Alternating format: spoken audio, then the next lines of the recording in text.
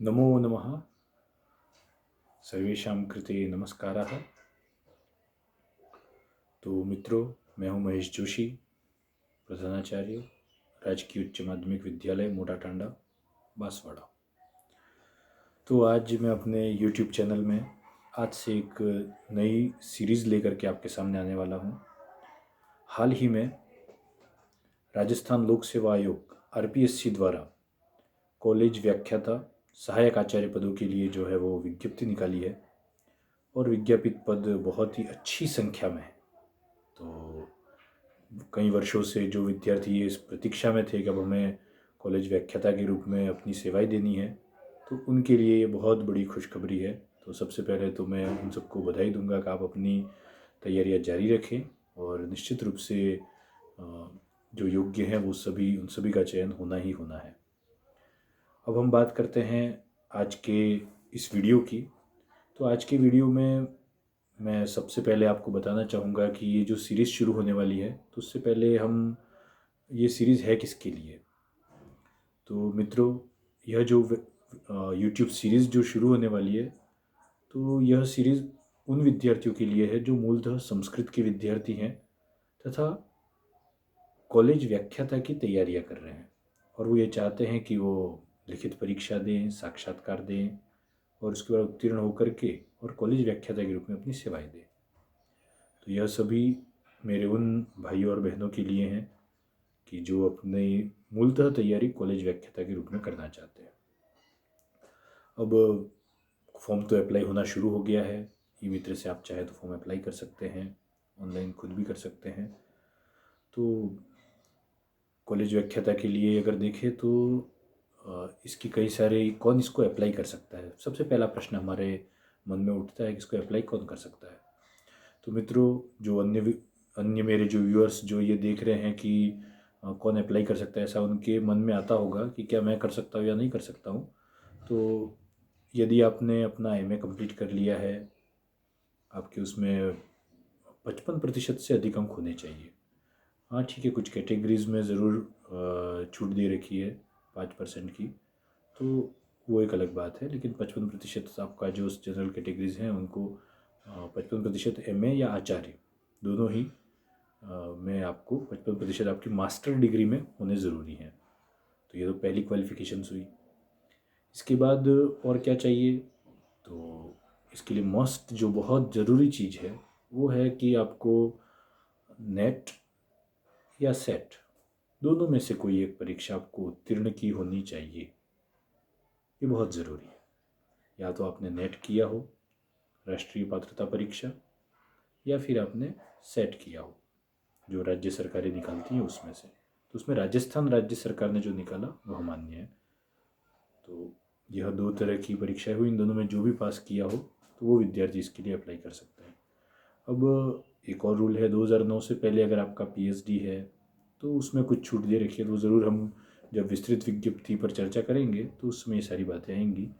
तो आप आवेदन कर सकते हैं अगर ये सारी योग्यताएं हैं तो।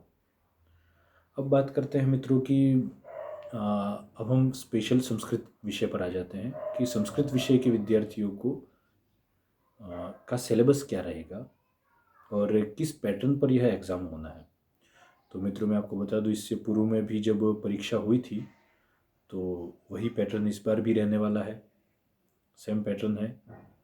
और हालांकि मैं इसमें और एक बात जोड़ना चाहूँगा कि अभी RPSC द्वारा किसी भी विषय का सिलेबस जो है वो जारी नहीं किया गया है। तो उस सिलेबस में अगर कोई बदलाव होता है छोटा मोटा तो ज़रूर वही मान्य रहेगा। लेकिन अब जो विद्यार्थी तैयारी शुरू करना चाह रहे हैं और शुरू कर दी है, तो वो किस पैटर्न पे शुरू करें उसके लिए हम आज चर्चा कर रहे हैं।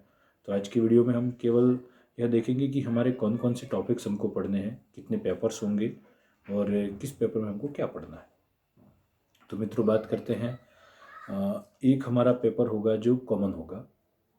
कॉमन होगा मतलब कंपलसरी पेपर है, और न केवल संस्कृत के विद्यार्थी बल्कि जो व्यूअर्स मेरे ऐसे हैं जो हिंदी के हों, हिंदी के सब्जेक्ट्स के से रिलेटेड हो, हिस्ट्री से हो, साइंस से हो, कॉमर्स से हो या और कोई सब्जेक्ट विषय से, तो सभी के लिए एक प्रश्न पत्र तो अनिवार्य है। और वह प्रश्न पत्र है राजस्थान का सामान्य ज्ञान। तो इस प्रश्न पत्र की तैयारी सभी को करनी है। और यह अगर आप राजस्थान मूल के हैं और राजस्थान का सामान्य ज्ञान आपको अगर अच्छे से पता है तो बहुत अच्छा पेपर है ये। अब इसके अंकों का भार कैसा है वो हम देख लेते हैं। 50 अंकों का यह पेपर होने वाला है और इसमें प्रश्न जो आएंगे वो 100 आएंगे, 100 प्रश्नों का, और 50 अंकों का यह प्रश्न पत्र होगा। प्रश्न सारे बहुविकल्पात्मक होंगे। ऑब्जेक्टिव टाइप यह क्वेश्चन पेपर होने वाला है और प्रत्येक प्रश्न के आधा अंक, इसका अर्थ हुआ आधे अंक का एक प्रश्न, कुल 100 प्रश्न और कुल अंक हो गए 50। तो यह पेपर सभी के लिए कॉमन है, सभी को देना है। और यह मैं बता दूं विद्यार्थियों को कि यह पेपर आपकी मेरिट बिल्डअप करने में भी बहुत मायने रखता है। अर्थात आपको राजस्थान अध्ययन पर विशेष ध्यान देना ही चाहिए। अब बात रही मार्किंग की, तो नेगेटिव मार्किंग होगी जो पहले भी थी और इस बार भी 100% लेनी ही है नेगेटिव मार्किंग इस पेपर में। अब हम बात करेंगे संस्कृत विषय की कि उनके पेपर्स किस तरह रहेंगे। तो चाहे संस्कृत हो या कोई भी हो, सभी के 2 पेपर्स होने और हैं। विषय के 2 प्रश्न पत्र होंगे और उनके अंक निर्धारण भी सभी विषयों के लिए समान है। 75 अंकों का एक प्रश्न पत्र और 75 अंकों का दूसरा प्रश्न पत्र, तो कुल 150 अंक हुए ये। अब हम आ जाते हैं संस्कृत के लिए। तो संस्कृत में 2 प्रश्न पत्र होंगे मित्रों। एक तो होगा फर्स्ट पेपर और एक होगा सेकंड पेपर। नंबर कितने हैं तो फिर से याद रखिए, 75 नंबर का एक होगा पंचसप्तति, 75 मार्क्स का एक पेपर होगा और 75 या पंचसप्तति अंकों का 75 अंकों का दूसरा पेपर होगा। अब आज की वीडियो में हम ये देख लेंगे कि कौन से पेपर में कौन सा टॉपिक हमको पढ़ना है। अब हम फर्स्ट पेपर पे आ रहे हैं। तो फर्स्ट पेपर में यदि हम देखें तो पहला टॉपिक है हमारा वैदिक साहित्य का। फर्स्ट पेपर में पहला टॉपिक है वैदिक साहित्य। जैसा कि आपको पता है कि संस्कृत साहित्य में संस्कृत साहित्य का जो मूल आधार है वो एक तरह से हमारा वैदिक साहित्य है। वेदों खिलो धर्म मूलम, और वेद से ही समस्त प्रकार का ज्ञान जो है वो वेदों में ही था। तो निश्चित रूप से अब वैदिक साहित्य में हमको क्या क्या पढ़ना है वो स्पेसिफाई है। और मैं विद्यार्थियों से फिर या मेरे साथियों से मैं फिर से निवेदन करना चाहूँगा कि हमको जब हम कॉम्पिटिटिव एग्ज़ाम्स की तैयारी कर रहे होंगे, प्रतियोगी परीक्षा की, तो हमको उन्हीं बिंदुओं पर ध्यान रखना है जो बिंदु आपके सिलेबस में है। तो वैदिक साहित्य के प्रश्न पत्र में 1.1 करके दे रखा है देवता। जैसा कि हम सभी को पता है कि हमारा जो ऋग सूक्त कहें, यजु सूक्त कहें, तो ऋग सूक्त में तो विशेष रूप से देवताओं का ही वर्णन है, उनकी ही यश गाथा है और उनका ही चरित्र जो है वो बता रखा है। तो आपको देवताओं से जुड़े हुए प्रश्न यहाँ पर रहेंगे। उसमें कौन कौन से देवता वो भी स्पेसिफाई है, वो भी निर्धारित करके रखा है। पहले है अग्नि, फिर है सवित्री, सविता देवता, फिर है इंद्र, फिर है रुद्र, बृहस्पति, अश्विनी, वरुण, उषस और सोम। फिर से एक बार मैं रिपीट कर लेता हूँ। अग्नि, सवित्री, इंद्र, रुद्र, बृहस्पति, अश्विनी, वरुण, उषस और सोम। इन देवताओं के बारे में हमको पूरा पढ़ना है। हमारे जब पढ़ाई का क्रम शुरू होगा और जब सीरीज शुरू होगी तो हम इनका एक एक का ये कौन से स्थान में रहते हैं, द्विस्थानीय है, पृथ्वी स्थानीय है, तो इन सब बातों का हम विस्तृत रूप से अध्ययन कर पाएंगे।